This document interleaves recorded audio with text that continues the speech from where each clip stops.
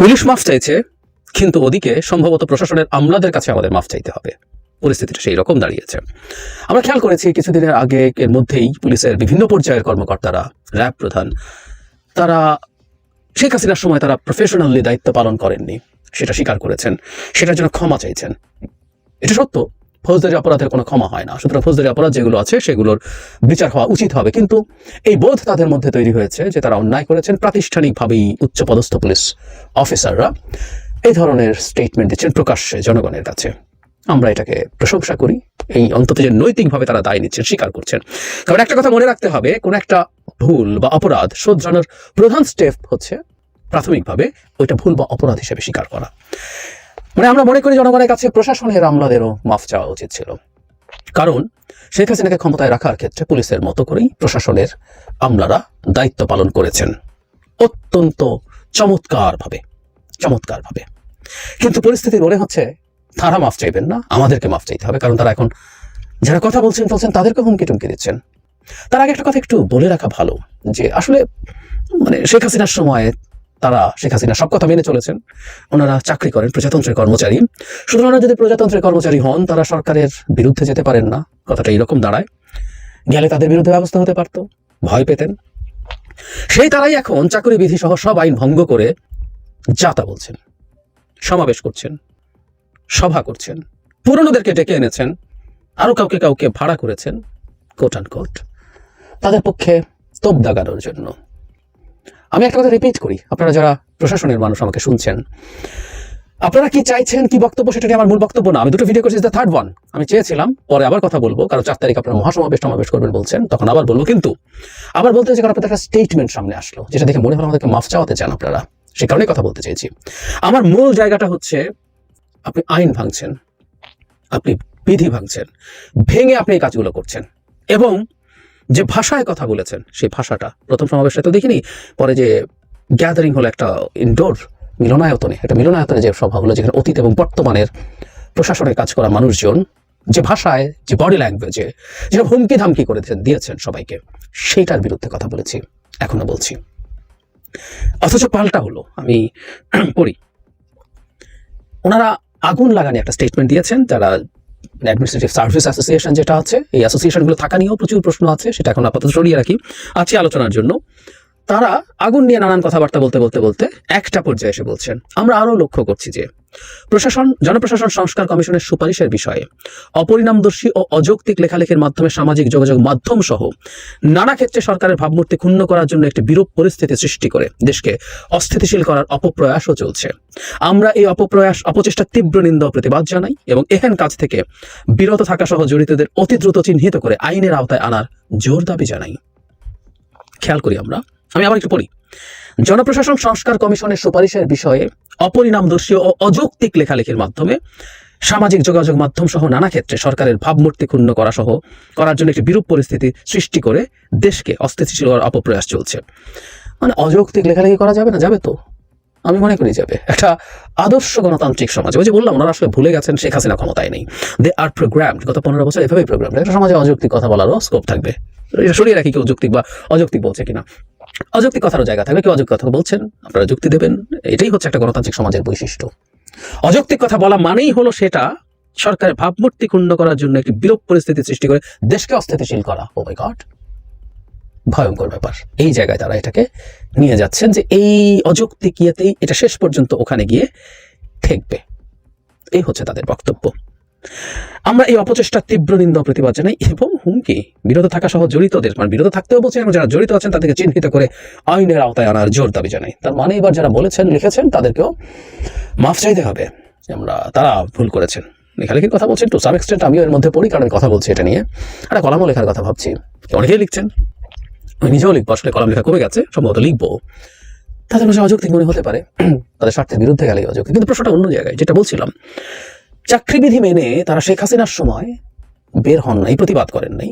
কেউ তার কোনো যেটা তার দায়িত্ব ছিল সেটার বিরুদ্ধে গিয়ে কোনো অন্যায়ের বিরুদ্ধে দাঁড়ান নাই, যে না আমি অন্যায় করতে পারি না কারণ এটা বেআইনি, কোনো কিছুতেই দাঁড়ান নাই। কখনো রাস্তায় নেমে আসেন না, তারা একবার রাস্তায় নেমেছিলেন তো শেখ হাসিনার পক্ষে। আমি যেহেতু এখন সবাই একটা গোষ্ঠী হিসাবে ট্রিট করছে, তাই আমি গোষ্ঠী হিসাবে কথা বলছি, কারণ রিটায়ার্ড আমলারা, প্রশাসনের আমলারা এসেছিলেন গোষ্ঠী স্বার্থ নিশ্চিত করানোর জন্য, অনেক সিনিয়র মানুষজন এসেছেন। তো ঠিক একইভাবে তাদের গোষ্ঠী থেকে শেখ হাসিনার পক্ষে রাস্তায় নেমেছিল, জনতার মঞ্চে দাঁড়িয়েছিল। মহিউদ্দিন খান আলমগীরের নেতৃত্বে তারা এসে ইললিগালি, অন্যায়ভাবে তারা মাঠে এসে ওই জনতার মঞ্চে ছিলেন তো, সেটাও তাদের সবকিছু ভঙ্গ করেই তাদের ভাষায় তারা অন্যায়ের বিরুদ্ধে দাঁড়িয়েছেন। তো অন্যায়ের বিরুদ্ধে যদি তখন দাঁড়ান, এই শেখ হাসিনার এই রেজিমের সময় দাঁড়াননি কেন? এবং আমরা একটা কথা মোটামুটি নিশ্চিত যে সেই সময়কার বিএনপি সরকারের পতনের সাথে আমি একটা কথা এই প্রসঙ্গে একটু যোগ করে রাখি, তাদের এই নেমে আসার ঘোর বিরোধী হলেও আমি তত্ত্বাবধায়ক সরকার ব্যবস্থা যে আন্দোলনের সময় আওয়ামী লীগ করেছিল এবং তত্ত্বাবধায়ক সরকার যে দরকারি, আমি এটা সিরিয়াসলি মনে করি। সুতরাং এটা ওই সময়কার বিএনপি যত এই দাবিটা মানতে দেরি করেছে, এটা তাদের রাজনৈতিক ভুল ছিল। যাই হোক, সে রাস্তায় আসলো এবং সেটাই সরকারের পতন বা এই সিদ্ধান্ত নেওয়াটা ত্বরান্বিত করেছিল। সুতরাং আমলাদের যদি জনগণের স্বার্থে সিদ্ধান্ত আমলারা নেন, সেটা বিরাট প্রভাব পড়ে। তো আপনাদের সেই গোষ্ঠীটা শেখ হাসিনার সময় কিছু করেনি কেন? সাহস ছিল না, বলছিলাম। এখন এত সাহস থেকে আসলো আপনাদের? তার মানে ওই যে বলছি বারবার, সাহস বাড়তে বাড়তে বাড়তে বাড়তে এখন আইনি ব্যবস্থা নেওয়ার কথা হচ্ছে, যারা তাদের কথাবার্তাকে অযৌক্তিকভাবে সমালোচনা করছেন। মানে ওনারা নির্ধারণ করবেন কোনটা যৌক্তিক কোনটা অযৌক্তিক। আমরা তো এই দেশের মালিক, তো তারা, তাই না? সুতরাং তারা এভাবে কথা বলবেন। এই পরিস্থিতি দেখছি আমরা। আমি মনে করি একটা খুব স্পষ্টভাবে বলি, সরকার কি করবে আমি জানি না।